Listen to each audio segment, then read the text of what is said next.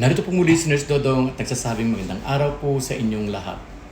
Pag-usapan po natin ang pagkakaiba ng hypo at hyperthyroidism. Kung meron kayo nito, halika at makinig ka. Ang hypothyroidism, ang kahulugan nito scientifically, ay kondisyon kung saan ang thyroid gland ay kulang sa paggawa ng thyroid hormones. Ito yung mga T3 at T4. Ano ang nangyayari sa ating katawan? Ang thyroid hormones ang nagkukontrol ng metabolismo kung paano gumagamit ng enerhiya at ng katawan.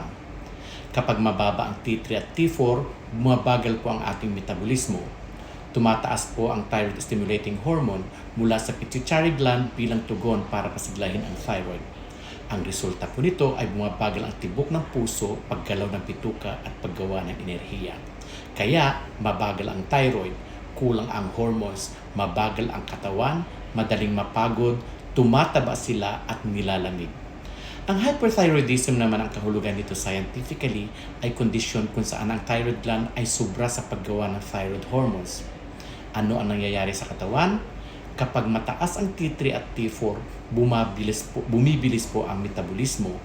Bumababa po ang TSH o thyroid stimulating hormone dahil hindi na kailangan pasiglahin ang thyroid.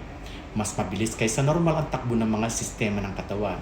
Kaya't ang resulta, mabilis na tibok ng puso, sobrang init ng katawan, at mataas na paggamit ng enerhiya.